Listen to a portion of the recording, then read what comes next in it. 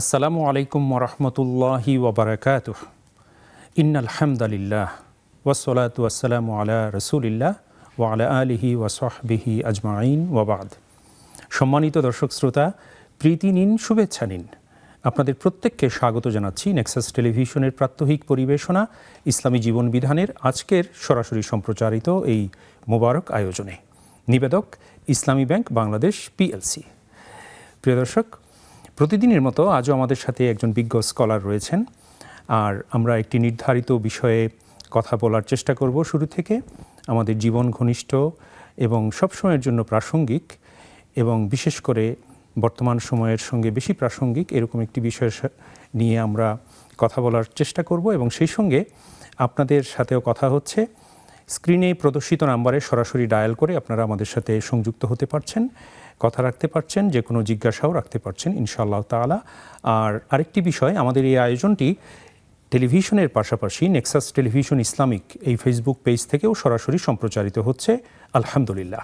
ইতিমধ্যে অনেকেই হয়তো আমাদের সাথে অনলাইনেও যুক্ত হয়েছেন, আপনাদেরকেও মোবারকবাদ জানাচ্ছি। এবং আপনারা টেলিফোন করার পাশাপাশি আরেকটি মাধ্যমেও আমাদের সাথে যুক্ত হতে পারছেন, সেটি হচ্ছে আমাদের পোস্টের মন্তব্যের ঘরে আপনাদের জিজ্ঞাসা কথা সংক্ষিপ্ত আকারে লিখলে সেখান থেকেও আমরা নেওয়ার চেষ্টা করব ইনশাআল্লাহ তাআলা। প্রিয় দর্শক, এবার তাহলে চলুন পরিচয় করিয়ে দিই আজকের মেহমানের সাথে। আজকে উপস্থিত হয়েছেন আমাদের অত্যন্ত প্রিয় মুখ, বিশিষ্ট ইসলামী চিন্তাবিদ, শিক্ষাবিদ, গবেষক, লেখক, সাংবাদিক, অনেক প্রতিভার অধিকারী আলহামদুলিল্লাহ, এবং খতিব আন-নূর জামে মসজিদ টঙ্গী গাজীপুর। হ্যাঁ প্রিয় দর্শক, আপনারা অনেকেই বুঝে গেছেন যে আমাদের প্রিয় শায়েখ ফদিলাতুল উস্তাদ আলী হাসান তৈয়ব হাফিজাহুল্লাহ। আসসালামু আলাইকুম ওয়া রাহমাতুল্লাহি ওয়া বারাকাতুহু। ওয়া আলাইকুম আসসালাম ওয়া রাহমাতুল্লাহি ওয়া বারাকাতুহু। শায়েখ, আপনাকে অভিনন্দন জানাচ্ছি এবং কৃতজ্ঞতা আপনার মূল্যবান সময় শেয়ার করছেন। আপনাকে অনেক শুকরিয়া, জাযাকুমুল্লাহ খাইরান, বারাকাল্লাহু ফিকুম। ওয়া ইয়াকুম শায়েখ। আলহামদুলিল্লাহ।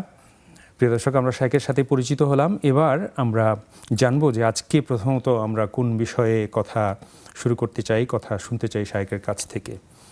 প্রিয় দর্শক, আমরা খুবই একটি কঠিন সময় অতিবাহিত করছি, বিশেষ করে আবহাওয়াজনিত যে বৈরিতা, আবহাওয়ার যে বৈরিতা আমরা পরিলক্ষিত হচ্ছে আমাদের মধ্যে, আমরা লক্ষ্য করছি। এবং বিশেষ করে তীব্র তাপদাহে জনজীবন অতিষ্ঠ এবং মানুষ খুবই কষ্টে রয়েছেন। বিশেষ করে শ্রমজীবী মানুষদের কষ্টের সীমা নেই। আল্লাহ তাআলার কাছে আমরা বৃষ্টি প্রার্থনা করি, আল্লাহ তাআলা যেন আবহাওয়াকে শীতল করে দেন আমাদের জন্যে। এই রকম পরিস্থিতিতে এর বাইরেও নানা রকমের সংকট আমাদের রয়েছে, জীবনের থাকবেই, এটাই স্বাভাবিক। আল্লাহ তাআলা তো কোরআনে হাকিমে বলেছেন, ওয়ালানাবলুওয়ান্নাকুম বিশাইইম মিনাল খাউফি ওয়াল জুই ওয়া নাকসিম মিনাল আমওয়াল ওয়াল আনফুস ওয়াস সামারাত ওয়া বাশশিরিস সাবিরিন, যে আমি তোমাদেরকে ক্ষুধা, জীবন, ধন সম্পদ এবং ফল ফলাদির ক্ষতি দিয়ে পরীক্ষা করব, তবে তাদের জন্য সুসংবাদ যারা ধৈর্যশীল। হ্যাঁ প্রিয় দর্শক, আমরা এজন্য আজকে যে বিষয়ে কথা শুনতে চাই সেটি হচ্ছে ধৈর্য এবং শকর, যেটি এই মুহূর্তে আমাদের জন্য খুবই প্রয়োজন। এবং ধৈর্য রাখা এবং আল্লাহ তাআলার শুকরিয়া আদায় করা, যে আল্লাহ তাআলা আরও অনেক কঠিন পরীক্ষায় আমাদের ফেলতে পারতেন, কিন্তু মেহেরবানি করে আমাদেরকে তা করেননি। সুবহানাল্লাহ। আমরা আল্লাহর শুকরিয়া আদায় করব এবং সেই সঙ্গে ধৈর্য ধারণের যে বিষয়টি এসছে, আমরা শায়েখের কাছে যাই। শায়েখ, ধৈর্য এবং শকর আমরা আপনার কাছ থেকে শুনতে চাই। খুবই গুরুত্বপূর্ণ বিষয়, খুবই চমৎকার বিষয়। আলহামদুলিল্লাহ, নাহমাদুহু ওয়া নুসাল্লি আলা রাসূলিহিল কারীম, আল্লাহুম্মা সাল্লি আলা মুহাম্মদ ওয়া আলা আলি মুহাম্মদ কামা সাল্লাইতা আলা ইব্রাহিম ওয়া আলা আলি ইব্রাহিম। জুমাবার শুরু হয়ে গেছে, আমরা এই জন্য দরুদ শরীফ পড়ে নিলাম। আসলে একজন মুমিনের জীবনটা দুইটি অবস্থার মধ্য দিয়ে আবর্তিত হয় সে ভালো থাকে বা যত সে অবস্থায় সে শুকরিয়া আদায় করে, এটা তার জন্য একটা ইবাদত। আর যদি সে তার মতো তার দেখায়, তার বোধে যদি মনে করে ভালো নেই, তাহলে সে ধৈর্য ধারণ করে, তখন সেটাও তার জন্য একটা ইবাদত। কারণ শুকরিয়াও যেমন একটা ইবাদত, সাবর তেমনই একটা ইবাদত। আল্লাহ বলেছেন, যারা শুকরিয়া আদায় করে তাদের সম্পদ বাড়িয়ে দেন, লাইন শাকারতুম লাযিদান্নাকুম ওয়া লাইন কাফারতুম ইন্না আযাবি লাশাদীদ। আমার শুকরিয়া আদায় করলে নিয়ামত আরও বাড়িয়ে দিই। আর সবরকারীদের ব্যাপারে বলেছেন ওয়াবাশশিরিস সাবিরিন, আপনি ধৈর্যশীলদেরকে সুসংবাদ দান করুন। এবং আল্লাহ বলেছেন ইন্নামা ইউওয়াফাস সাবিরুন, নিশ্চয় যারা ধৈর্যশীল তাদেরকে আল্লাহর পক্ষ থেকে দেওয়া হয় এবং বিনিময় বিগাইরি হিসাব ছাড়া দেওয়া হয়। এবং রাসূল সাল্লাল্লাহু আলাইহি ওয়াসাল্লামের একটি চমৎকার হাদিস আছে, এই হাদিসটি আমাদের প্রত্যেকটা ঈমানদারের হাদিসটি মুখস্থ থাকা উচিত এবং আমাদের জীবনের একদম সামনে রাখা উচিত। যে কোনো পরিস্থিতিতে যদি কেউ এই হাদিসটা বিশ্বাস করেন, এটা উপলব্ধিতে আনেন, তাহলে এরকম ব্যক্তি কোনোদিন হতাশায় ভুগবে না, সুইসাইডের ঘটনা এরকম কোনো মুসলমানের জীবনে আসবে না। রাসূল সাল্লাল্লাহু আলাইহি ওয়াসাল্লাম বলছেন যে আজাবিন লি আমরিল মুমিন ইন আমরুহু কুল্লুহু খায়রুল লাহু, যে মুমিনের অবস্থা বড় অদ্ভুত সুন্দর। সে যে অবস্থায় থাকে সেটাই তার ফরে। যদি সে ভালো অবস্থায় থাকে, নিয়ামতের মধ্যে থাকে, তখন সে নিয়ামতের শুকরিয়া আদায় করে, এটা ইবাদত, আল্লাহ বাড়িয়ে দেন। আর যদি সে কোনো আল্লাহর পরীক্ষায় থাকে তখন সে সেটাতে সবর করে, সবরটাও একটা তার জন্য ইবাদত। তার মানে একজন মুমিন ভালো থাকলেও সে শুকরিয়ার মাধ্যমে ইবাদত করে, মন্দ থাকলে সে সবরের মাধ্যমে ইবাদত করে। উভয় অবস্থায় তার জন্য কল্যাণ বয়ে আনে। এবং এটা উনি বলছেন এটা শুধুমাত্র মুমিনের ক্ষেত্রে ঘটে, আর কারো ক্ষেত্রে এটা ঘটে না। আজকে যে আমরা বৈশ্বিক পরিস্থিতির মধ্যে আছি, সেটা রাজনৈতিকভাবে, অর্থনৈতিকভাবে এবং উম্মাহ হিসেবে আমাদের যে অবস্থা, আমরা ভালো নেই। তো এই ভালো নেই, এর মধ্যে আমরা সবর করে আল্লাহ আমাদেরকে যেই অবস্থায় রেখেছেন আল্লাহর জন্য আমরা নিবেদিত। ইন্না সলাতি ওয়া নুসুকি ওয়া মাহইয়ায়া ওয়া মামাতি লিল্লাহি রাব্বিল আলামিন, আমার নামাজ, আমার কুরবানি, আমার জীবন, আমার মৃত্যু সব কিছু আল্লাহর জন্য। আমার জীবন, আমার মরণ, আমার জিন্দেগি কবুল করো ইয়া ইলাহি, আমার বন্দেগি কবুল করেন, আমার জিন্দেগি, আমার মৃত্যু সবটাই আপনার জন্য, পুরাটাই আপনার জন্য আল্লাহ, আপনি কবুল করেন। একজন মুমিনের জীবনটা এমনই হয়। মুমিনের ফিলোসফি, তার লাইফের ফিলোসফি এবং লাইফ স্টাইল এটাই হবে, হয় সে শুকরিয়া আদায় করবে, না সে সবর করবে। আজকে আমরা যে আবহাওয়াগত দিক থেকে যে হাঁসফাঁস করা অবস্থার মধ্যে আছি, যেটা আমাদের সারা বাংলাদেশের এখন সবচেয়ে বড় ইস্যু হয়ে দাঁড়িয়েছে, সেটা হলো দেখুন তীব্র দাবদাহ, আপনি যেটা কথা বলছিলেন, আমাদের প্রত্যেকের হাঁসফাঁস করা অবস্থা, গরম, তীব্র গরম, অনেক কষ্ট হচ্ছে। দেখুন এই অবস্থাটার মধ্যে আমাদের দুইটা বিষয়। এক নম্বর হলো আল্লাহ গরম দিয়েছেন, এই গরমটার ব্যাপারে আল্লাহ কোরআনে বলেছেন কুল নারু জাহান্নামা আশাদ্দু হাররা, আপনি বলেন যে এখানকার যে গরম, এই গরম তো কিছুই নয়, জাহান্নামের গরমটা আরও অনেক কঠিন। তো আমরা সেটা মনে করে আল্লাহ শুকরিয়া আদায় করব যে আল্লাহ তুমি দুনিয়াতে আমাদেরকে একটু তাপ ভোগ করাচ্ছ, আমাদেরকে এই তাপের মাধ্যমে আসল যে তাপ, যেটা শুরু হবে শেষ হবে না, সেই তাপ থেকে মুক্তি দাও। তো আমাদের এখন এই মুহূর্তে এটা করণীয়, সবর করব, সবরের সঙ্গে সঙ্গে আল্লাহর কাছে এই দোয়াটা করব। আল্লাহ এটাই বলেছেন যে ইস্তাইনু বিসসাবরি ওয়াস সালাহ, তোমরা সবরের মাধ্যমে এবং সালাহর মাধ্যমে, সালাহ একইভাবে একই সঙ্গে এটা নামাজ এবং একই সঙ্গে দোয়া, দুটোর মাধ্যমেই আল্লাহর কাছে আমরা সাহায্য চাইব। তো আমরা এই অবস্থায় জাহান্নামের কথা মনে করব এবং এই অবস্থায় আমাদের যেটা ধৈর্য ধারণ করতে হবে, আমরা যেন খুব বেশি আল্লাহর উপর বিরক্তি প্রকাশ না করি, বা আমরা যেন এরকম না বলি যে আমরা কি এতই খারাপ হয়ে গেলাম নাউজুবিল্লাহ, বা অমুসলিমরা ভালো আছে, অন্যান্য ইউরোপের দেশরা তারা ভালো আছে, আমরা তো কষ্টের মধ্যে আছি, এরকম নাখোশ যেন আল্লাহর উপর আমাদের প্রকাশ না পায়। এইটা আমরা সবর করি কিনা, আল্লাহর উপর বিরক্তি প্রকাশ করি কিনা, এটাই আল্লাহ দেখতে চাচ্ছেন। তো এই পরীক্ষায় যেন আমরা ফেল না করে পাশ করি। পাশ করার উপায় হলো ধৈর্য ধারণ করা, সবর করা।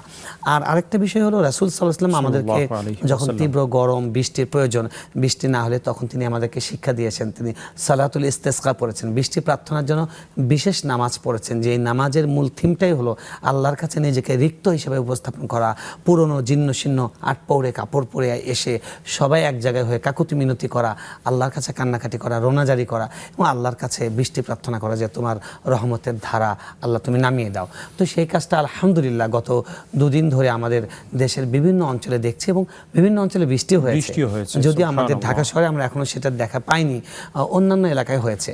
এবং দেখুন ইস্তেসকার নামাজের মধ্যে যে দোয়াটা আছে বৃষ্টি প্রার্থনা, সেখানে আছে যে এই জায়গাটায় আসবো, ইস্তেসকার নামাজের দোয়ার এই জায়গাটায় একজন দর্শক রয়েছেন আমাদের সাথে। ইনশাআল্লাহ।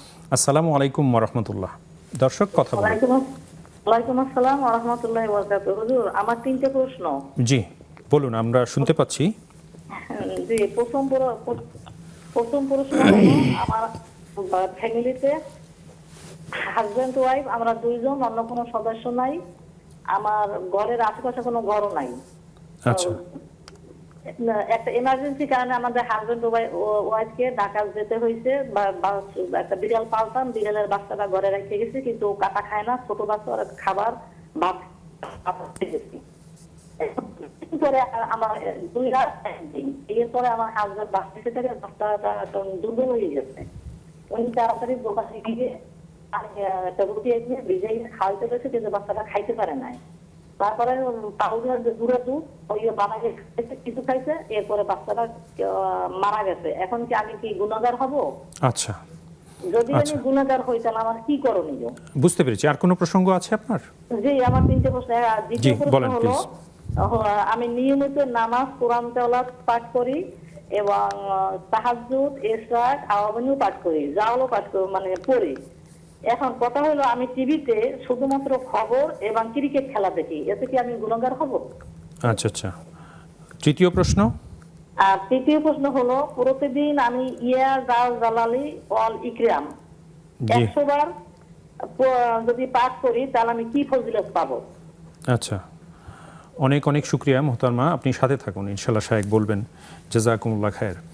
আলহামদুলিল্লাহ, শায়েক 3টি প্রশ্ন এসছে। তার আগে আমরা আরও একজন দর্শক আমাদের সাথে যুক্ত হয়েছেন এই মুহূর্তে। আসসালামু আলাইকুম ওয়া রাহমাতুল্লাহ।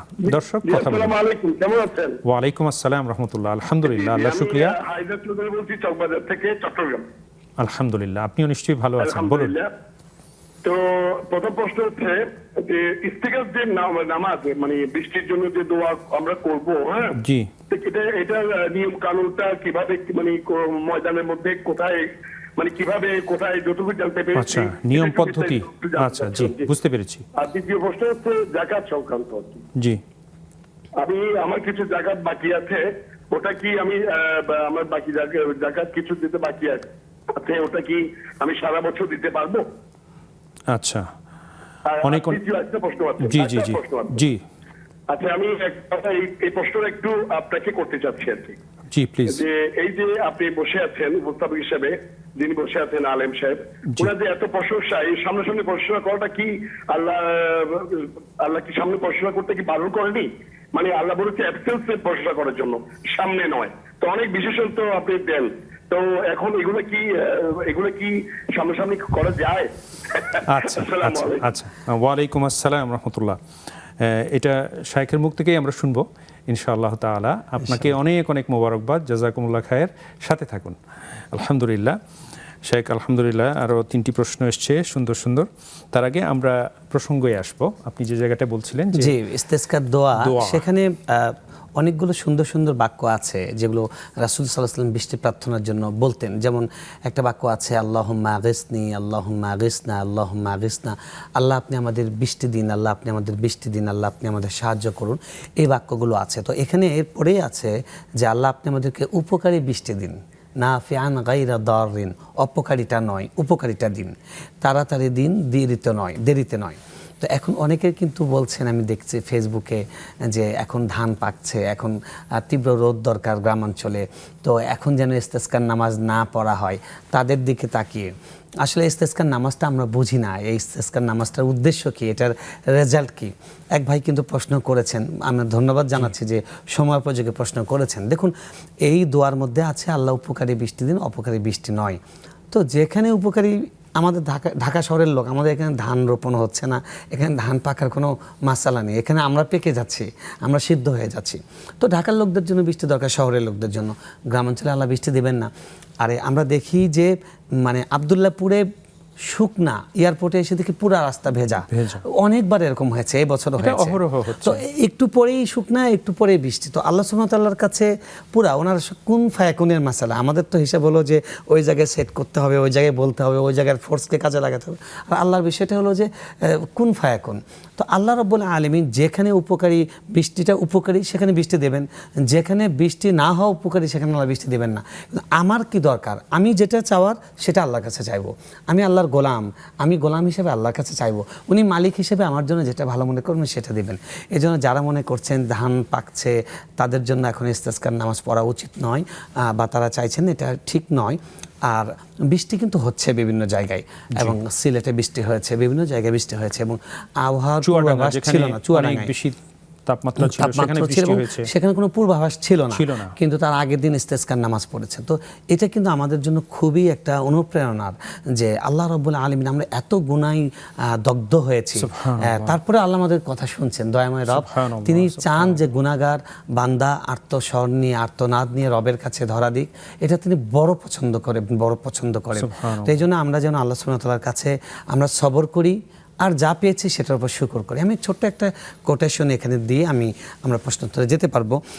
সেখানে একজন অন্ধ ব্যক্তি ছিলেন ইরাকে। তিনি অন্ধ এবং খুবই কুৎসিত, নাক বোচা, তারপরে তার একটা মানুষের অসুন্দরের যত দিক থাকতে পারে সব কিছুই তার মধ্যে ছিল। তো তিনি রাস্তা দিয়ে যখন যেতেন, তিনি চিৎকার করে করে বলতেন, আল্লাহ তুমি আমাকে এত দিয়েছ, কাউকে দাওনি, আমি তোমার প্রতি অনেক অনেক কৃতজ্ঞ। তো একটা লোক টিটকারি করে বলছে, আরে মিয়া তোমাকে আবার কি দিয়েছে, তোমার নাই চোখ, তোমার নাই চেহারা, তোমার দিকে কেউ তাকায়? তখন উনি বললেন, উত্তর দিয়েছেন, এটা আমার খুব হৃদয়টা ধাক্কা লাগে কথাটা মনে করতে গেলে। উনি বলেছেন, আমি তো আল্লাহর শুকরিয়া আদায় করছি, তোমার মতো না শুকর আল্লাহ আমাকে বানাননি। সুবহানাল্লাহ। আল্লাহ তুমি যে আমাকে তোমার শুকরিয়া করা উচিত এইটুক বোঝার তৌফিক দিয়েছো, এতটুকু হেদায়েত দিয়েছো, এটা তো পৃথিবীর কোটি কোটি মানুষের নেই। তো আমাদের তো সর্ব অবস্থায় আল্লাহ শুকরিয়া আদায় করা উচিত, যে আল্লাহ আমাকে শুকরিয়া করা। এবং আরেকজন বলেছেন, উনি কাঁদতে কাঁদতে বলতেন, ইয়া রব কিভাবে তোমার শুকরিয়া আদায় করব, জিহ্বাটা দিয়েছো এটাও তোমার, আমি জিহ্বা দিয়ে শুকরিয়া আদায় করি, আর আমি আমার মস্তিষ্ক দিয়ে চিন্তা করি যে তোমার দেওয়া, তোমার দান, তাই তোমার কৃতজ্ঞতা প্রকাশ করা উচিত, এটাও তো তোমার দেওয়া। তো এই জন্য আসলে আমরা আমাদের রবের কোনো শুকরিয়া আদায় করতে শেষ করতে পারবো না। এবং আমাদের রাসূল সাল্লাল্লাহু আলাইহি ওয়াসাল্লাম দোয়া পড়তেন, আল্লাহুম্মা লা উহসি সানাআন আলাইক আনতা কামা আসনাইতা আলা নাফসিক। আল্লাহ আপনার প্রশংসা করার কোনো ক্ষমতা আমাদের নেই, আপনি আসলে যেমন নিজেকে প্রশংসিত করেছেন, আপনি আসলে শুধু তেমনই, কারণ আমাদের মুখের অক্ষম, আমাদের ভাষা অক্ষম আপনার সৌন্দর্য, আপনার প্রশংসা তুলে ধরতে পারবে না। তাই আমরা আল্লাহ রাব্বুল আলামিনের শুকরিয়া আদায় করব এবং ধৈর্য ধারণ করব। যেটা আমার কাছে কষ্ট মনে হবে সেটার ব্যাপারে সবর, আর যেটা আমার কাছে পজিটিভ ভালো মনে হবে সেটার ব্যাপারে শুকর। এটাই যেন আমাদের জীবনের শোভা হয়, এটাই যেন আমাদের জীবনের বৈশিষ্ট্য হয় এবং ফিলোসফি হয়। তাহলে আমরা দুনিয়াতেও ভালো থাকবো, আখিরাতেও ভালো থাকবো ইনশাআল্লাহ। অনেক শুকরিয়া শাইখ, জাযাকুমুল্লাহ খায়ের। ফিরবো আবার আপনার কাছে একটা বিরতি পেরিয়ে ইনশাআল্লাহ। দর্শক, যাচ্ছি ছোট্ট বিরতিতে, ফিরছি অল্পক্ষণের মধ্যেই, সাথেই থাকবেন আশা করি।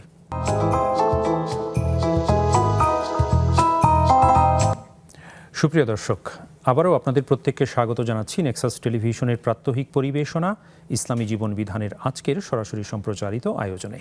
নিবেদক ইসলামী ব্যাংক বাংলাদেশ পিএলসি। আমাদের সাথে আজ রয়েছেন ফদিলাতুল উস্তাজ আলী হাসান তৈয়ব হাফিজাহুল্লাহ। আমরা শাইখকে আবারও মোবারকবাদ জানাচ্ছি। আলহামদুলিল্লাহ। শাইখ, আপনার অনুমতি থাকলে আমরা প্রশ্ন উত্তরে যাব এবার ইনশাআল্লাহ। আমাদের প্রথমে যে বোন প্রশ্ন করেছেন, তিনটি প্রশ্ন। প্রথম প্রশ্নটি ছিল যে ওনারা স্বামী স্ত্রী দুজন ছাড়া আর পরিবারে কেউ নেই, ওনারা বাইরে গিয়েছিলেন বাড়ি থেকে, আশেপাশে কোনো বাড়িও ছিল না, ওনাদের বাড়ি নেই।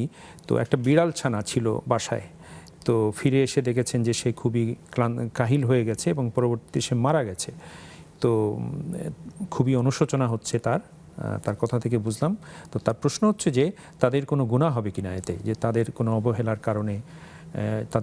কারণে মারা গেছে বলে। যেহেতু বিবরণ আপনি দিয়েছেন, আশপাশে অন্য মানুষ ছিল না যারা এই প্রাণীটাকে খাবার দিতে পারে, আর যদি বিড়ালটা আপনাদের পোষা হয়ে থাকে তাহলে সেই বিড়ালটা কিন্তু আপনাদের ঘরের এক সদস্যের মতোই। কিছু খাবারও রেখে গিয়েছিলেন কিন্তু সেটা শেষ হয়ে গিয়েছে। যদি সতর্কতামূলক রেখে গিয়েছিলেন কিন্তু অনাকাঙ্ক্ষিতভাবে ওখানে দেরি হয়ে গেছে, হয়তো সেরকম হয়েছে, তাহলে ইনশাআল্লাহ আল্লাহ আপনাদেরকে ক্ষমা করে দিবেন।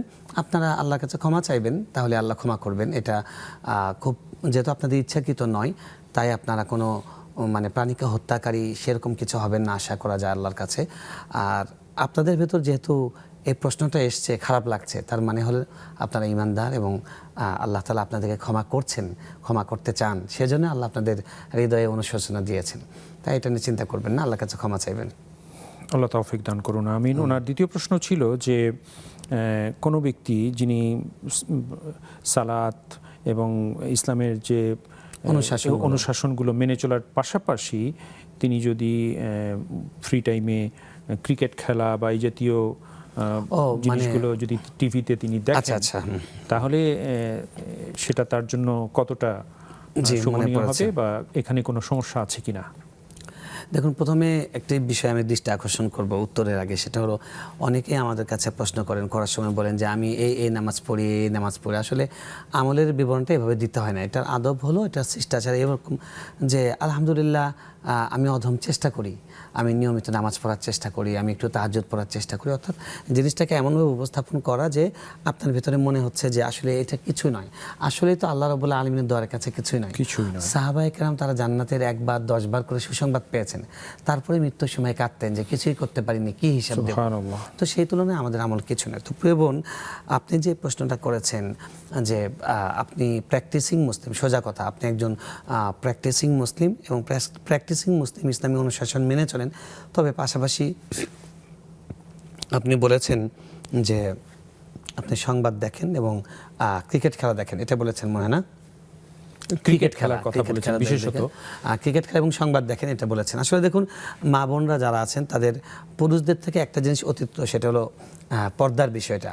তো যেহেতু ক্রিকেট খেলা সেখানে পুরুষরা থাকে, আমাদের পুরুষদের জন্য হলো গ্যালারিতে মহিলারা থাকে, আর আপনাদের জন্য মানে মহিলাদের খেলাও যদি দেখেন গ্যালারিতে পুরুষরা থাকে। তো সেই কারণে আসলে এখানে পর্দা লঙ্ঘন তো হবে, এটা কনফার্ম। তো সেই জন্য পর্দা লঙ্ঘন করার তো সুযোগ নেই। এবং সংবাদ দেখার ক্ষেত্রেও একই বিষয়টা আছে। আপনি যদি মহিলা সংবাদ পাঠিকার সংবাদ উপস্থাপনা করছেন, এরকম সংবাদ দেখতে পারবেন। বাকি সংবাদের পরে যখন বিজ্ঞাপন শুরু হবে এবং বিজ্ঞাপনের মধ্যে মিউজিক থাকবে, সেটা আপনি তখন মিউট করে দিবেন। এইটুক পর্যন্ত করতে পারেন আর কি। আর আমরা বাকি বলবো যে আপনি খেলা দেখার এই অভ্যাস থেকে আপনি যদি বের হয়ে আসেন, সেটা আপনার জন্য সবচেয়ে কল্যাণকর হবে। কারণ খেলা জিনিসটা শরীয়ত অ্যালাউ করে যে এই জিনিসগুলোকে, যেটা শরীর চর্চামূলক, যেটার মধ্যে ইসলামের নিষিদ্ধ বিষয়গুলো নেই, জুয়া নেই, তারপরে নামাজ থেকে গাফেল হয়ে যাওয়া, আল্লাহর জিকির ভুলে যাওয়া, ওটা নিয়ে বুধ হয়ে পড়ে থাকা, এই দোষগুলো থেকে মুক্ত যেই খেলাগুলো আছে, মৌলিকভাবে বৈধ, এই ধরনের খেলা ইসলাম খেলতে বলে। খেললে শরীরটা সুস্থ থাকবে। কিন্তু এই বৈধ খেলাও যদি মানুষকে আল্লাহর জিকির থেকে গাফেল করে, এটা নিয়েই পড়ে থাকে, তাহলে এই বৈধ খেলাগুলো অবৈধ হয়ে যায়। আর সেক্ষেত্রে যখন সেটা আন্তর্জাতিক যে খেলাগুলো হয়, এগুলো এখন শুধু খেলা নেই, এগুলো একদম পুরো রাজনীতি এর সঙ্গে জড়িয়ে গেছে, কর্পোরেট হাউস এবং বিশাল অনেক কিছু জড়িয়ে আছে এর সঙ্গে, পুঁজিবাদী অনেক কিছু জড়িয়ে আছে। তাই এই পুরা সংস্রব থেকে যদি আপনি বেরিয়ে আসতে পারেন, আপনার ইমানের জন্য, তাকওয়ার জন্য সেটাই হবে সবচেয়ে উপকারী। আল্লাহ তৌফিক দান করুন, আমিন। ওনার তৃতীয় প্রসঙ্গ ছিল যে উনি একটি দোয়ার কথা বলেছেন যে ইয়াজুল জালালি ওয়াল ইকরাম। জি, ইয়াজুল জালালি ওয়াল ইকরাম 100 বার প্রিয় বোন, আপনি খুবই খুবই খুবই গুরুত্বপূর্ণ একটি দোয়া মুখস্থ করেছেন, মাশাআল্লাহ। এই দোয়া সম্পর্কে একটি কিতাবই আছে, মানে এটা এত গুরুত্বপূর্ণ দোয়া আমি আরবিতে দেখেছি এবং অনেক বড় বড় শায়েখদের মুখে এটা শুনেছি যে ওনারা বলেছেন যে ইয়াজুল জালালি ওয়াল ইকরাম, এটা এমন একটি বাক্য, আল্লাহর এমন একটি গুণবাচক একটি বাক্য যে এই বাক্য দিয়ে যদি কেউ আল্লাহর কাছে কিছু চায়, আল্লাহ তাকে তা দিয়ে দেন। তো আল্লাহর কাছে প্রার্থনা করার সময় এই দোয়াটা বারবার বলা সুন্নাহ। রাসূল সাল্লাল্লাহু আলাইহি ওয়াসাল্লাম এই দোয়াটা পড়েছেন। এখন 100 বার পড়তে হবে বা 100 বার পড়লে এরকম কোনো প্যাকেজ নেই। এটা খুবই গুরুত্বপূর্ণ একটি বাক্য এবং এই দোয়াটা পড়লে আল্লাহ দোয়া সাড়া দেন দ্রুত। আপনি যতবার ইচ্ছা পড়তে পারেন, যখনই দোয়া করবেন বেশি বেশি পড়বেন, এটা একটা উত্তম জিকির। কিন্তু নির্দিষ্ট কোনো সংখ্যায় পড়ার কোনো সুন্নাহ 100 বার করলে এই হবে সে হবে, এটার ক্ষেত্রে এরকম কোনো প্যাকেজ দেওয়া হয়নি। অনেক শুকরিয়া শেখ, জাযাকুমুল্লাহ খায়ের। আমাদের সাথে আরো একজন দর্শক রয়েছেন শেখ। আসসালামু আলাইকুম ওয়া রাহমাতুল্লাহ। দর্শক কথা বলুন। ওয়ালাইকুম আসসালাম। জি আলহামদুলিল্লাহ, আল্লাহর মেহেরবানি, আপনিও ভালো আছেন নিশ্চয়ই? আলহামদুলিল্লাহ। দুটা আমার প্রশ্ন, সেটা প্রথম প্রশ্ন হচ্ছে যে জি ওই কিছু আপনার মানে আমাদের মহল্লার মসজিদে দেখি যে মুসল্লিদের ভিতরে কিছু লোক আর কি ওই আপনার ওই বিশেষ করে বৈঠকে আর কি, জি নামাজে শেষ বৈঠকে আর কি আঙ্গুল এমন ভাবে নাড়াইতে থাকে যে এর একটা নির্দিষ্ট সীমাকক্ষ আছে কিনা, যে অনবরত নাড়াইতে থাকবে নাকি একটা বুঝতে পেরেছি। তাশাহুদ পাঠে জি হচ্ছে যে আমাদের দেশে যে বিত্তবান লোকগুলো আছে এদের যে পরিমাণ যাকাত, তা আমাদের দেশে তো সুষ্ঠুভাবে ওইভাবে কোনো যাকাতের হয় না আর কি। তা কোনো ব্যক্তি বা কোনো দল বা কোনো গোষ্ঠী মানে যাকাত যে বিষয়টা থাকে আর কি, এই দায়িত্বটা তারা নিলে কি ভালো হতো না? ইসলামিক ফাউন্ডেশন আছে, মানে যথাযথভাবে যাতে জাকাত আদায় হয়, প্রদান করার ব্যবস্থা করা হয়, এই ব্যবস্থাপনার কথাটাই তো বলছেন। জি জি জি জি, এবং মানুষ যাতে ঠিকমতো পায় যারা জি, জাকাত পায়। বুঝতে পেরেছি মোহতারাম। আর কোনো প্রশ্ন? অনেক অনেক শুকরিয়া, আপনি সাথে থাকুন। আরও একজন দর্শক আছেন। আসসালামু আলাইকুম। দর্শক, কথা বলুন। আসসালামু আলাইকুম। জি জি, আলহামদুলিল্লাহ, আল্লাহর মেহেরবানি, আপনিও ভালো আছেন নিশ্চয়ই। জি, আপনার টিভি সেটের ভলিউম কমিয়ে তারপর কথা বলুন প্লিজ।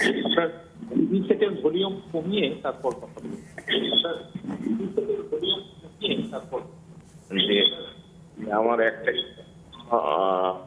যে পরে আমার ছেলে করে একটা মেয়ে হচ্ছে, তাহলে এটা আকিকা দিতে শুক্রবার ধরে আপনার দুঃখিত মোহতারাম, আপনার টিভির ভলিউমটা আরো কমিয়ে দিন, একেবারে মিউট করে আপনি কথা বলুন। জি, এবার বলুন।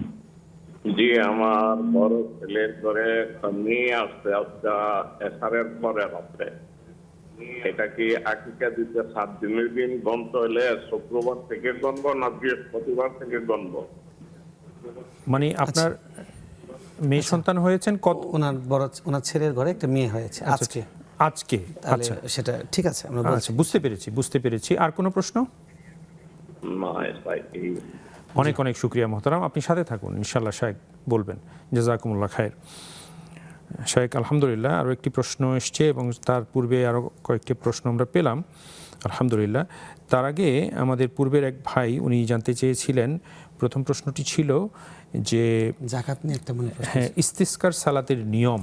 যদিও আমরা ইস্তিসকার সালাত নিয়ে কথা শুনেছি, সংক্ষিপ্ত আকারে যদি আপনি নিয়মটা একটু বলে দিতেন। জি, আমরা সংক্ষেপে বললে যে ইস্তেসকার নামাজ কিভাবে পড়া হবে। দেখুন, ইস্তেসকার নামাজ মানে হলো বৃষ্টি। ইস্তেসকা শব্দের অর্থ হলো বৃষ্টি। রাসূল সাল্লাল্লাহু আলাইহি ওয়াসাল্লাম যখন অনাবৃষ্টি হয়েছে তখন তিনি বেরিয়ে গেছেন খোলা মাঠে। ইস্তেসকার নামাজের নিয়ম হলো যে ঈদের নামাজের মতো 2 রাকাত নামাজ। আর এটা ঈদের নামাজ যেরকম মাঠে পড়া হয়, এটা সেরকম মাঠে পড়তে হয়। এবং ঈদের নামাজ যেরকম জামাতের সঙ্গে পড়তে হয়, এটাও জামাতের সঙ্গে পড়তে হয়।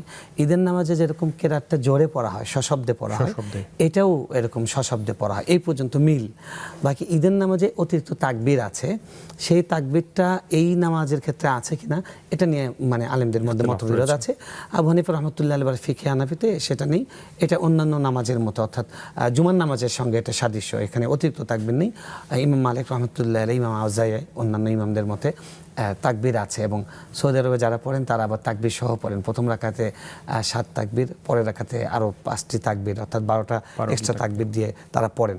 যাই হোক, তাকবীর সহ পড়ুক, অতিরিক্ত তাকবীর দিয়ে পড়ুক, অতিরিক্ত তাকবীর ছাড়া পড়ুক, 2 রাকাত নামাজ জোরে করে পড়া হবে মুসল্লিদের নিয়ে খোলা মাঠে।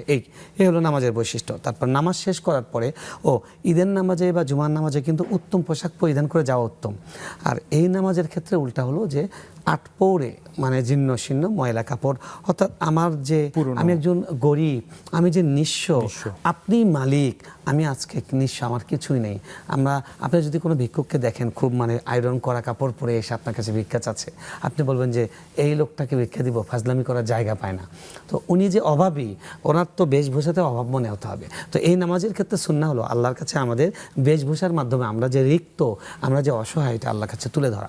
তারপরে নামাজ শেষ হওয়ার পরে খুতবা হবে, এবং ইমাম যেরকম খুতবা দেন, 2টা খুতবা, এখানে 2টা খুতবা হবে, তবে এটা মিম্বরে দাঁড়িয়ে নয়, সমতলেই যেখানে নামাজ পড়েছেন ওখানে খুতবা দেবেন।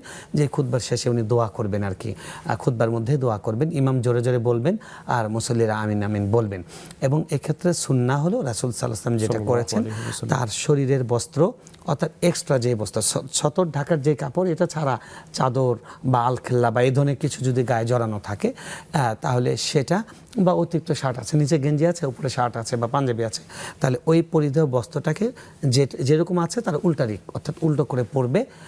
চাদর হলে চাদরটা উল্টিয়ে নিবে, যেটা ডান কাঁধে ছিল যেই প্রান্ত, ওই প্রান্তটা বাম পাশে যাবে, উল্টো হয়ে যাবে। এবং দোয়াটা করবে হলো এরকম করে। অন্যান্য দোয়া আমরা এভাবে করি, যেমন ভিক্ষুক এভাবে চায়, আল্লাহর কাছে এভাবে চাই আমরা ভিক্ষুক। তো এই নামাজের ক্ষেত্রে শুধু সুন্নাহ হলো, বৃষ্টি প্রার্থনার সময় সুন্নাহ হলো এরকম উল্টো করে। এটার উদ্দেশ্য হলো যে আল্লাহকে আমাদের এই অভিনয়ের মাধ্যমেও আমাদের দেহ ল্যাঙ্গুয়েজ মানে বডি ল্যাঙ্গুয়েজের মাধ্যমে আল্লাহর কাছে বুঝে দেওয়া যে আল্লাহ আমাদের অবস্থাটা বদলে দেন। এখন বৃষ্টি হচ্ছে না, এখন অবস্থা বদলে বৃষ্টির অবস্থা দিন। আপনি এখন আমাদের উপর নাখোশ আছেন, আপনি আমাদের উপর সন্তুষ্ট হয়ে যান।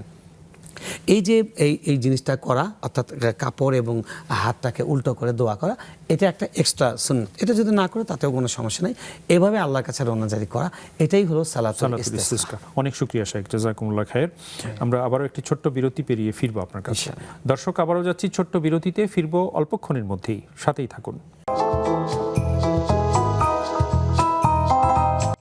সুপ্রিয় দর্শক, আবারও আপনাদের প্রত্যেককে স্বাগত জানাচ্ছি নেক্সাস টেলিভিশনের প্রাত্যহিক পরিবেশনা ইসলামী জীবন বিধানের আজকের সরাসরি সম্প্রচারিত আয়োজনে। নিবেদক ইসলামী ব্যাংক বাংলাদেশ পিএলসি। আমরা আবারও শায়েখের কাছে যাচ্ছি। শায়েখ, আপনাকে আবারও মোবারকবাদ। আলহামদুলিল্লাহ, আমাদের হাতে অনেকগুলো প্রশ্ন রয়েছে, আমরা তাহলে প্রশ্ন উত্তরে যাচ্ছি। শায়েখ, অনলাইন থেকে একটি প্রশ্ন নিচ্ছি। আমাদের এক ভাই লিখেছেন, মোহাম্মদ মাহমুদুল হাসান সুমন। উনি জানতে চেয়েছেন যে এশার পুরো সালাত না পড়ে কেউ কি তাহাজ্জুদ সালাত আদায় করতে পারবে কি না, বা তাহাজ্জুদের পরে যে বেতের পড়ার বিষয়টি আমরা বলি, এই বিষয়টি হয়তো তিনি জানতে চেয়েছেন। জি, মানে তিনি বলতে চাচ্ছেন, তিনি বলেছেন যে 15 রাকাত নামাজ না পড়ে। দেখুন, এশার নামাজের ফরজটা যদি পড়ে ফেলেন, ফরজ এবং সুন্নত এই দুটার পরেই হলো তাহাজ্জুদের ওয়াক্ত। তো সে কারণে আপনি এশার নামাজ যদি পড়ে ফেলেন, তারপরে আপনি তাহাজ্জুদ পড়তে পারবেন। বিতিরের আগেও পড়তে পারবেন, বিতির যদি পড়ে ফেলেন তারপরেও পড়তে পারবেন। শুধু শর্ত হলো এশার নামাজের পরে হয়, এশার আগে কিন্তু তাহাজ্জুদ হবে না। এটাই হলো মূল বিষয়। বাকি তাহাজ্জুদটা শেষ রাতে পড়া, এশার নামাজ ফরজ পড়ে ফেলার পর থেকে তাহাজ্জুদের ওয়াক্ত শুরু হয়ে যায়। যখনই পড়েন তাহাজ্জুদের সওয়াব হবে। এমনকি আপনি মসজিদে এশার নামাজ পড়তে গিয়েছেন, সেখানেও যদি 2 রাকাত এই নিয়তে পড়েন তাও আপনি সওয়াব পাবেন। কিন্তু শেষ রাতে পড়া এটা আলাদা ফজিলত। মানে এটা তাহাজ্জুদ যেমন নফল নামাজগুলোর মধ্যে শ্রেষ্ঠ, এবং তাহাজ্জুদগুলোর মধ্যেও শ্রেষ্ঠ তাহাজ্জুদ হলো যেটা একদম শেষাংশে পড়া হয়। ওয়াবিল আসহারি হুম ইয়াস্তাগফিরুন, তারা একদম সাহরির পূর্ব মুহূর্তে আল্লাহর কাছে ইস্তিগফার করে। তাহাজ্জুদের শেষ লগ্নে গিয়ে ইস্তিগফার করা এবং শেষে গিয়ে বিতির পড়া, এটা হলো সুন্নাহ। এটা হলো অধিক সুন্নতসম্মত। আপনি যদি আগে পড়েন তাও পড়তে পারেন, সেটাও সুন্নতসম্মত। এক কথায় আপনি ফরজের আগে পড়তে পারবেন না, ফরজ এবং সুন্নত পড়ে তারপর তাহাজ্জুদ পড়তে পারবেন। বিতির আগেও পড়ার অবকাশ আছে, পরেও পড়ার অবকাশ আছে। যদি আপনি নিশ্চিত থাকেন, অভ্যাস হয়ে গিয়েছে, প্রত্যেক রাতে আপনি শেষ সাথে জেগেই থাকেন, তাহলে আপনি বিতির শেষে পড়া আপনার জন্য উত্তম। আর যদি এমন হয় যে না, আপনি জাগতে পারবেন এর নিশ্চয়তা নেই, তাহলে এশার নামাজটা সতর্কতামূলক, বিতির নামাজটা এশার সঙ্গে আগে পড়ে নেওয়াটাই উত্তম। অনেক অনেক শুকরিয়া শেখ, জাযাকুমুল্লাহ খায়ের। আরও একটি প্রশ্ন এসছে, আমাদের এক বোন লিখেছেন, নুসরাত ইয়াসমিন, যে নারীরা কি বাড়িতে সালাতুল ইস্তিসকা পড়তে পারবে?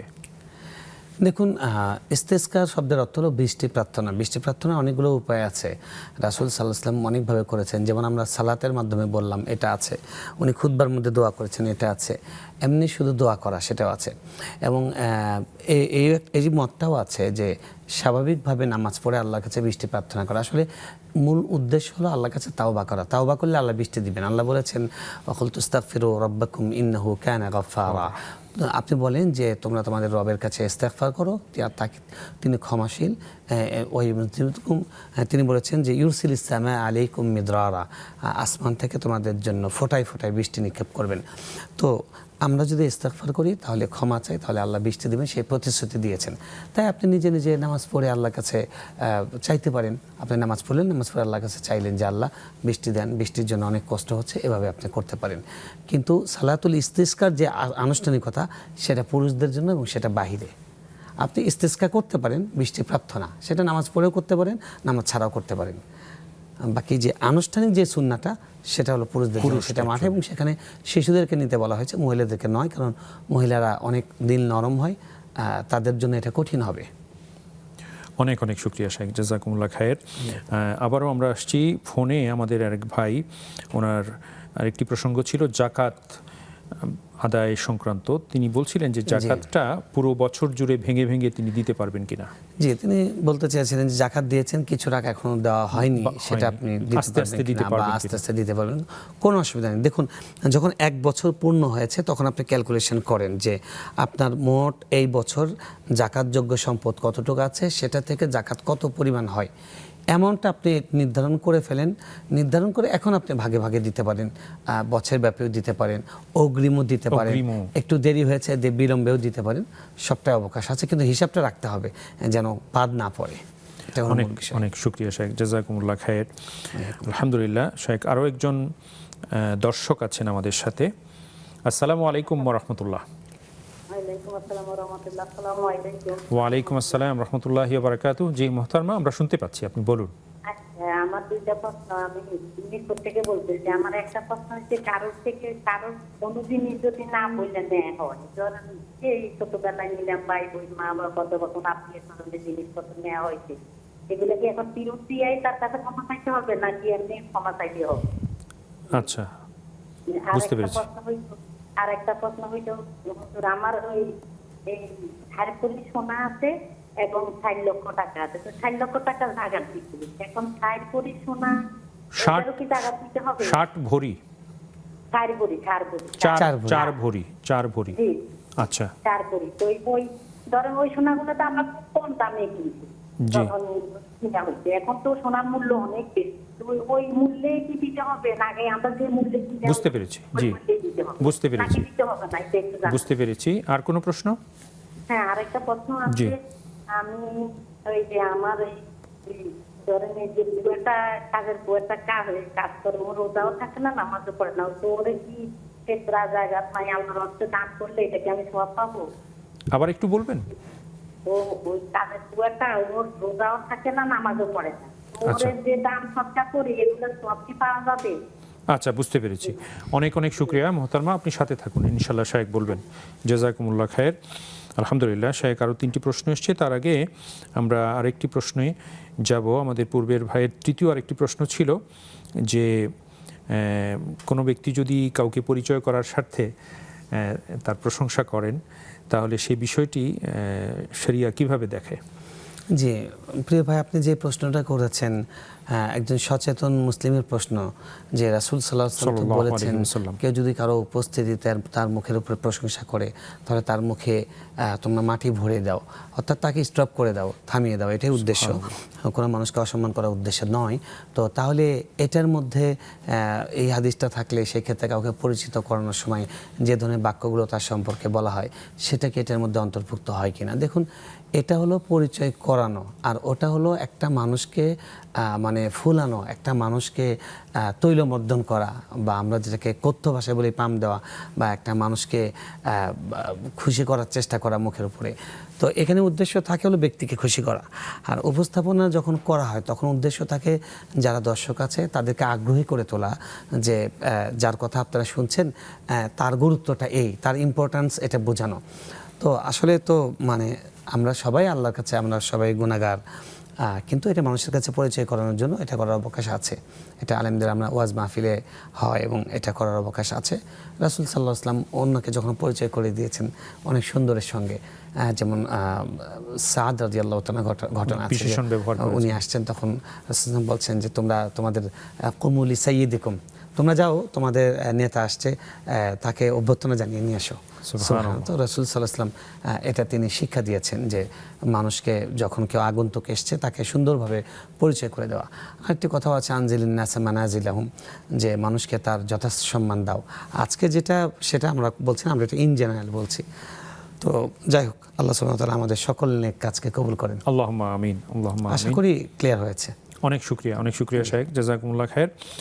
প্রিয় ভাই, আপনিও আশা করি ক্লিয়ার হয়েছেন, অনেক শুকরিয়া আপনাকে, জাযাকুমুল্লাহ খায়ের। প্রিয় দর্শক, এরই সাথে সময় হয়েছে আরও একটি ছোট্ট বিরতিতে যাবার। ফিরবো অল্পক্ষণের মধ্যেই, সাথেই থাকুন।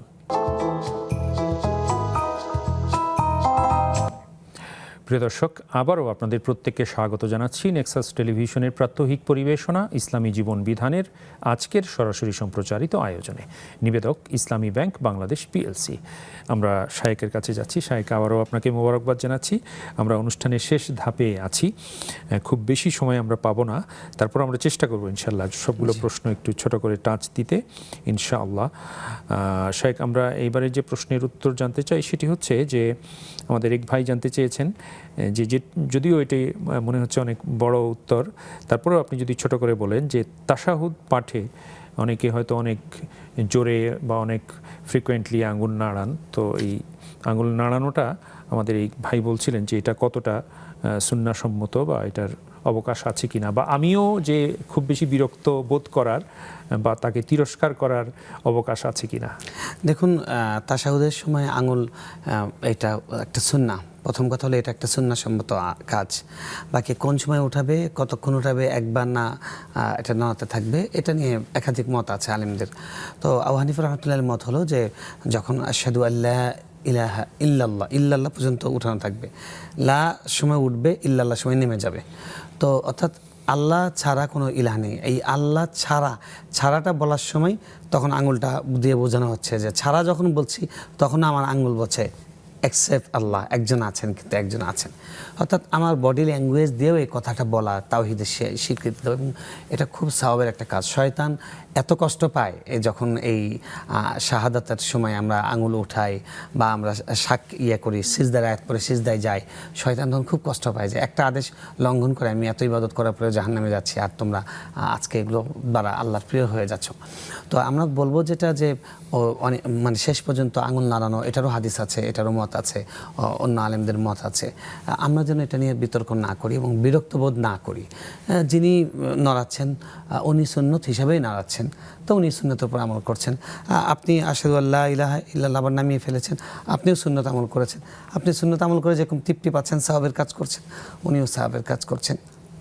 অতএব এটা নিয়ে যেন মানে মন কালাকালি এবং বিরক্তিবোধ এটা যেন না আসে। আর আঙুল নাড়ানোর ক্ষেত্রে অনেকের হয়তো সবার নমনীয়তা একই রকম হবে না, একই রকম হবে না, এটাই স্বাভাবিক।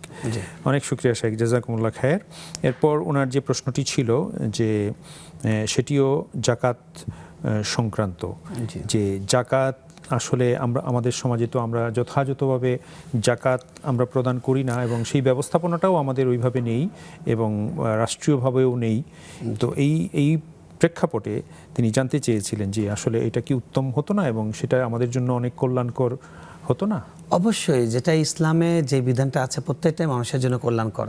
ইসলামের জাকাতের জন্য সবসময় এটা একটা রাষ্ট্রীয় ব্যাপার, এটা কর্তৃপক্ষ থাকবে। এবং আপনি খেয়াল করবেন যে সূরা তাওবায় যেখানে জাকাতের খাতগুলো, জাকাতের অর্থ কোথায় ব্যয় করা হবে, 8টা খাত বলা হয়েছে, ওর মধ্যে একটা খাতই আছে ওয়াল আমিলিন আলাইহা, যারা জাকাতের ব্যবস্থাপনা, ম্যানেজমেন্ট এবং উত্তোলন এবং বিতরণ, ডিস্ট্রিবিউশন, এই কাজগুলোর সঙ্গে যারা সম্পৃক্ত, এই কাজের জন্য এই জাকাতের টাকা ব্যয় করা যাবে। কারণ এটাও জাকাতের যারা হকদার তাদের কাছে পৌঁছানোর ক্ষেত্রে বড় ভূমিকা রাখছে। তো এই থেকেও বোঝা, এবং রাসূল সাল্লাল্লাহু আলাইহি ওয়াসাল্লাম কেন্দ্রীয়ভাবে জাকাত তুলেছেন। এবং যেটা প্রথম আবু বকর রাদিয়াল্লাহু তাআলা আনহুর সময় যারা জাকাত দিতে অস্বীকার করেছিল, তারা মূলত এই লজিকটাই দিয়েছিল যে কেন্দ্রীয় ব্যক্তি নাই, তাহলে জাকাতটা কোথায় দেব? তার মানে জাকাত একটা কেন্দ্রীয় ব্যক্তি। আমরা যদি ইসলামী রাষ্ট্র থাকতো, কোরআন সুন্নাহ অনুযায়ী রাষ্ট্র পরিচালনা হতো, তাহলে অবশ্যই জাকাতের কর্তৃপক্ষ থাকতো এবং সেটার মাধ্যমে 1-2 বছরের দারিদ্র্য বিমোচন হয়ে যেত।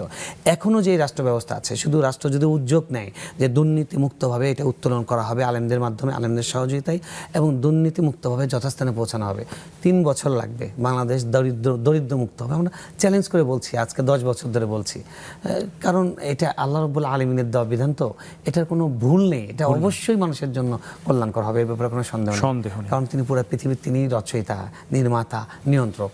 তো সুতরাং আপনি যেটা বলেছেন এটা অবশ্যই যথার্থ বলেছেন যে এটা যদি কেন্দ্রীয় কোনো ব্যবস্থাপনা থাকতো অনেক ভালো হতো, কিন্তু ভালো হতো, আমরা তো সেই ভালোটা চাই না, অনেকেই চাই না। আল্লাহ আমাদের সেই ভালো ব্যবস্থাটা দান করুন। আল্লাহুম্মা আমিন। শেখ, অনেক শুকরিয়া। একজন দর্শক রয়েছেন আমাদের সাথে। আসসালামু আলাইকুম ওয়া রাহমাতুল্লাহ। দর্শক, কথা বলুন। হ্যাঁ, ওয়ালাইকুম সালাম। হুজুর, আমার একটা প্রশ্ন ছিল। জি মোহতারমা, একটু তাড়াতাড়ি বলুন। আমাদের মানে ছেলের বউ শাশুড়ির সাথে গন্ডগোল করে, তখন ছেলে রেগে গিয়ে বউকে বলে, আবার মাকে অনেক কঠিন মানে কষ্ট দেওয়ার কথা বলে। তো মা সে ছেলের কথাতে অনেক কষ্ট পায়। তো মা যদিও বর্ধমান না করে, তবুকে ছেলে পাপ হবে? মা বর্ধ করছে না, কিন্তু ছেলে পাপ হবে? ছেলের কথা শুনে মা অনেক কষ্ট পায়। আচ্ছা, বুঝতে পেরেছি, বুঝতে পেরেছি বোন। আপনি সাথে থাকুন, ইনশাআল্লাহ শায়েখ বলবেন। জাযাকুমুল্লাহ খায়ের। শায়েখ, আমাদের হাতে আর মিনিট 3 সময় আছে, আপনি যদি খুব ছোট করে আমরা যাব, এটাই বলে ফেলি নাকি? জি, আমরা এই প্রশ্নের উত্তরটা তাহলে দিই প্রথমে। জি, দেখুন, হাসান বসরি রহমতুল্লাহ আলাইহি বলেছেন একজন যে মা বাবার সঙ্গে কি তর্ক করা যাবে কিনা। উনি বলছেন মা বাবার জুতোর সঙ্গে তর্ক করা যাবে না, মা বাবার জুতোর সঙ্গে তর্ক করা যাবে না। তো মা বদদোয়া করছেন না, এটা তো তার মা মহানুভবতা। কিন্তু একটা সন্তান মা কষ্ট পায়, এরকম পরিস্থিতি কিভাবে তার জন্য কল্পনা করা যায়? তার দুনিয়ার কোনো কল্যাণ তার জন্য কল্যাণ বয়ে আনবে না, কোনো ইবাদত কাজে আসবে না। অবশ্যই সন্তানের মা যেন কষ্ট না পান, এটা নিশ্চিত করতে হবে। আল্লাহ, আমরা দোয়া করি আল্লাহ যেন সমস্ত সন্তানকে সেই তৌফিক দান করেন। অনেক শুকরিয়া শায়েখ, জাযাকুমুল্লাহ খায়ের। এরপর আমাদের এক ভাই জানতে চেয়েছিলেন, ওনার বড় ছেলের ঘরে আজকে একজন নাতি হয়েছে। কততম দিনে, কি বারে উনি আকিকা কাটা? দেখুন, নিয়ম হলো যে 7ম দিনে করা, 1-2 দিন পরে হলেও কোনো সমস্যা নেই। 7ম দিনে, 14তম দিনে, 21তম দিনে আছে। আজকে যেহেতু হয়েছে, সম্ভবত উনি বললেন যে এশার পরে হয়েছে, এশার পরে হলে ওটা শুক্রবারে হয়েছে, তার মানে তো শুক্রবারে হলে আগের দিন হবে, অর্থাৎ বৃহস্পতিবারে 7ম দিন হবে। আপনারা আগামী বৃহস্পতিবারে। অনেক শুকরিয়া শায়েখ। এরপরের প্রশ্ন হচ্ছে যে কেউ যদি কারো জিনিস না বলে নিয়ে যান, তাহলে কি তার কাছে ক্ষমা চাইতে হবে এটি বলে, নাকি এটি ফেরত না দিয়ে বা এই প্রসঙ্গ উত্থাপন না করে তার কাছে আমভাবে ক্ষমা চাইলেই হবে? তার কাছে ক্ষমা চাওয়াটা নিশ্চিত করতে হবে। এখন আপনি যেভাবে তাকে কনভিন্স করতে পারেন, আপনারও সম্মান বজায় থাকে এবং তিনিও আশ্বস্ত হন, এরকম যেভাবে বলে পারেন তার কাছ থেকে ক্ষমা নিতে হবে। জি, 4 লাখ টাকা এবং 4 ভরি গহনা আছে, জাকাত কিভাবে দেবেন? 4 না 7 জানি বলছেন, যাই হোক 4 ভরি এবং 4 লাখ। আচ্ছা, যাই হোক, তো তার মানে হলো তিনি জানতে যেটা চেয়েছেন যে ব্যবহার্য যে স্বর্ণ সেটা দিতে হবে কিনা, আর স্বর্ণটা অনেক পুরনো সেটা বলতে চাচ্ছেন। দেখুন, আপনার স্বর্ণের মূল্য আপনাকে নির্ধারণ করতে হবে। এটা আপনি এখন বিক্রি করলে কত করে পাবেন সেই মূল্যও ধরতে পারেন, যে 4 ভরির দাম কত সেটা আপনার টাকার সঙ্গে এই টাকাকে অ্যাড করে 2.5% এভাবেও করতে পারেন। কিংবা চাইলে ওটা এখন যদি কিনতে যান তাহলে এটার দাম কত আসবে সেটাও ধরতে, অর্থাৎ বিক্রয় মূল্য ক্রয় মূল্য দুটাই ধরতে পারেন। যেটা গরিবের জন্য সুবিধা হবে সেটা ধরবেন। বুদ্ধিমানের কাজ হবে এটা এখন বেচতে গেলে কত দাম হবে সেটা ধরে তার সঙ্গে টাকা যুক্ত করে 2.5% দিয়ে দেওয়া। অনেক শুকরিয়া শায়েখ, জাযাকুমুল্লাহ খায়ের। আপনাকে আবারও অনেক মোবারকবাদ এবং কৃতজ্ঞতা। আপনাকে মোবারকবাদ, জাযাকুল্লাহ, বারাকাল্লাহু ফিকুম। প্রিয় দর্শক, আজ এখানেই থামতে হচ্ছে। আপনাদেরকে আগামীকালকের অনুষ্ঠান দেখার সাদর আমন্ত্রণ জানিয়ে আল্লাহ হাফেজ। ওয়াসসালামু আলাইকুম ওয়া রাহমাতুল্লাহি ওয়া বারাকাতুহু।